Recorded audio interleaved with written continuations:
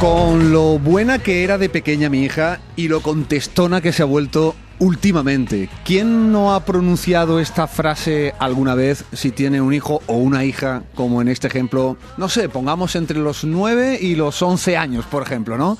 Bueno, pues es una realidad.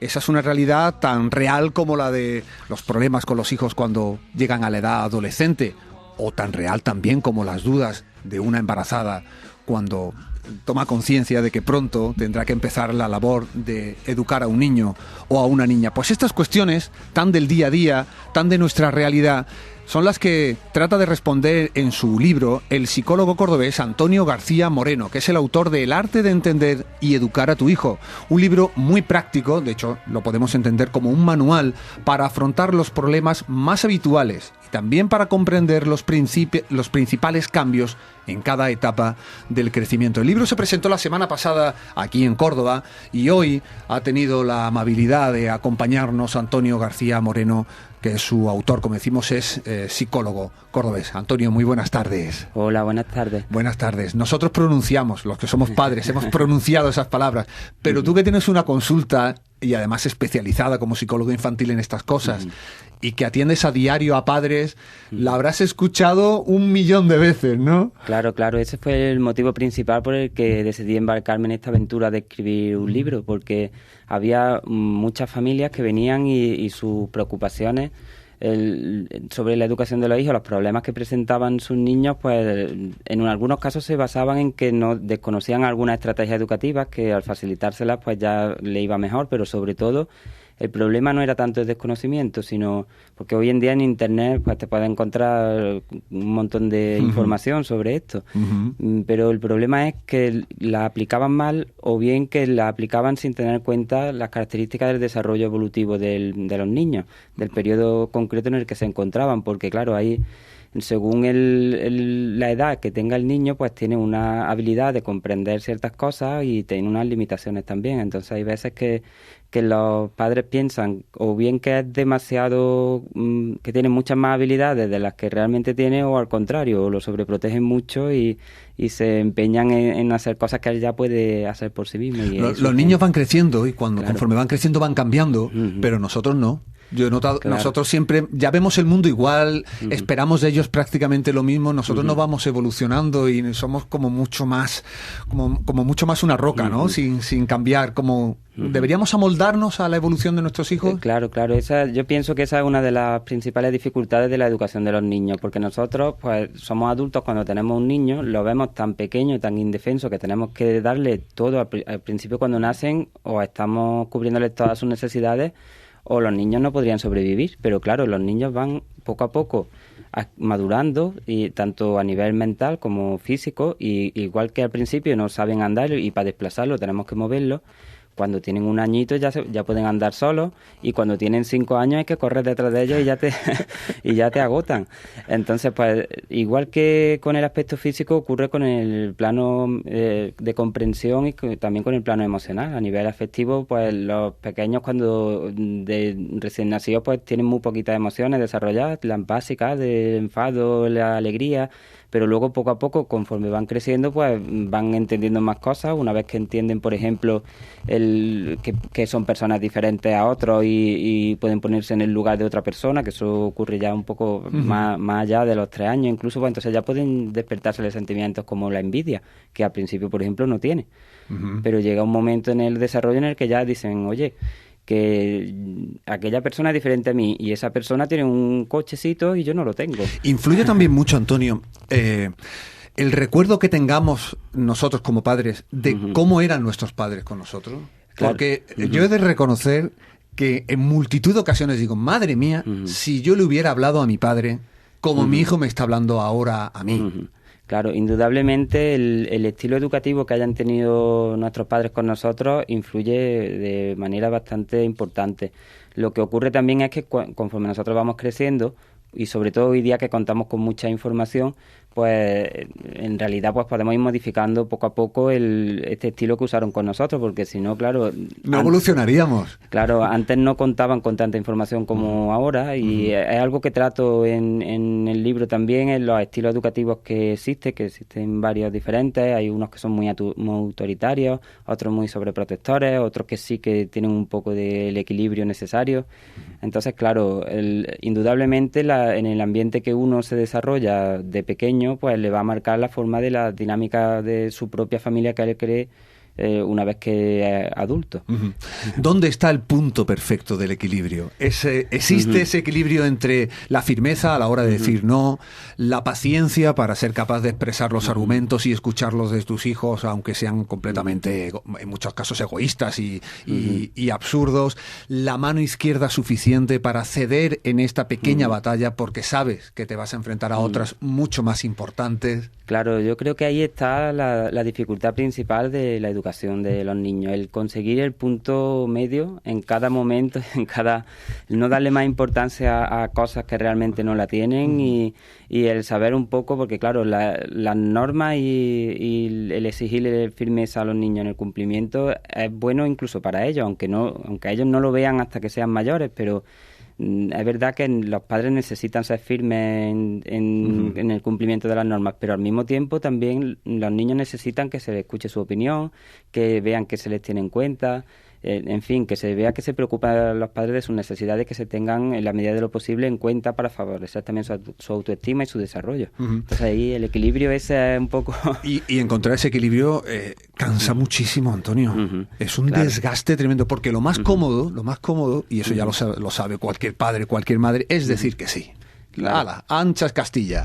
Y te evitas los problemas, las confrontaciones, y bueno, ya si de mayor me sale pues un niño malcriado, bueno, pues en ese momento no lo piensas, pero como estés todo el rato queriendo estar en tu sitio, te llegarán los padres agotados, ¿no? Claro, pero la realidad es que a corto plazo, sí es verdad, en el momento, sí es verdad que te merece más la pena decirle dato que sí. Si el niño se te tira en el supermercado porque quiere una golosina, es mucho más fácil comprársela porque el niño se calma y se va.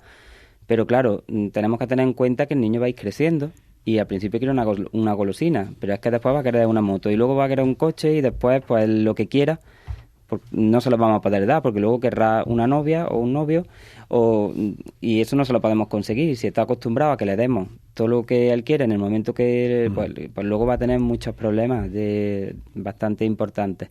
Y entonces si pensamos a largo plazo, al final merece la pena esforzarse al principio, porque los niños al final aprenden.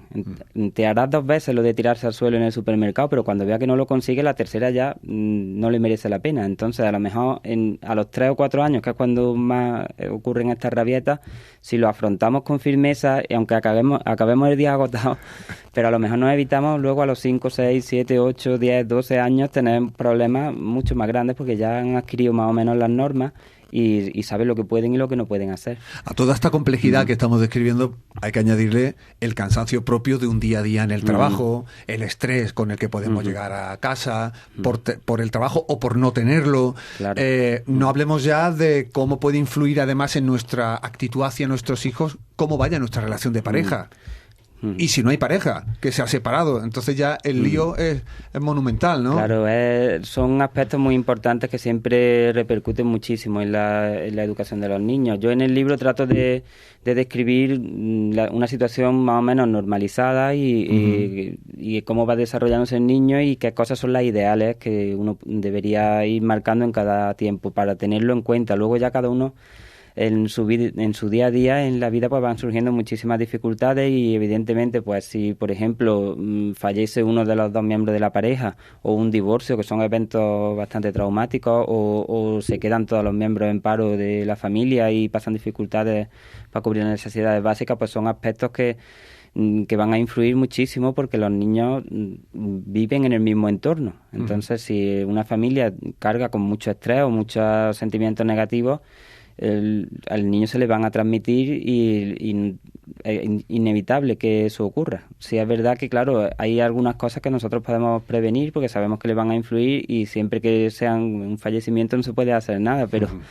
A lo mejor un estado de estrés continuo con el trabajo, pues a lo mejor podemos intentar calmarnos un poco y tener en cuenta que cuando vayamos allí a casa, pues ya no estamos trabajando, disfrutar un poco del niño o de la niña, de la pareja y al mismo tiempo que nos hacemos un favor a nosotros porque desconectamos, transmitimos otra tranquilidad a la familia que es muy importante, es muy importante.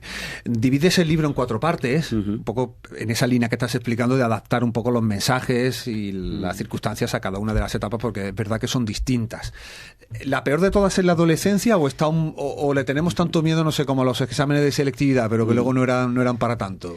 Claro, es diferente. Sí es verdad que es bastante importante porque en esa edad pues los adolescentes tienen que tomar unas decisiones que pueden marcar su futuro de forma bastante importante, porque ahí eligen la carrera que van a estudiar o si quieren o no estudiar, elegirán su futura pareja, o por lo menos lo intentarán. Y el grupo de amigos con el que se relacionen, o sea, en fin, se tienen que definir un poco como adultos y entonces en esa tarea, pues la verdad es que eso, si a eso además le unimos el cambio brutal de hormonas que tienen, el crecimiento y que están un poco... La influencia del grupo. Claro. Madre mía. Entonces, claro, es una etapa de tremenda importancia para ellos y claro, además, como por las características del pensamiento adolescente, que ya se creen, en realidad razonan igual que los adultos ya, pero que se creen con las mismas capacidades y las mismas de poner las normas que los padres, que los profesores y que todo el mundo, y luego pues en realidad no es así, es difícil compaginar ambas cosas. ¿Es lo que más llega a tu consulta? Padres que no saben cómo lidiar con un adolescente. Claro, es en la época en la que la gente llega ya más agobiada. Pero sí es verdad que hay de todas las etapas, cada una tiene su aspecto. En la adolescencia el problema es que a lo mejor dificultades que se han dado en todas las etapas antes no se veían como un problema y ahora sí, porque lo que hemos estado comentando antes, si un niño tiene una rabieta en el supermercado y le damos la golosina, pues darle una golosina, incluso todos los días, comprarle algo no nos supone nada, pero cuando llega la adolescencia él no quiere una golosina, quiere salir todos los días que le dé 50 euros.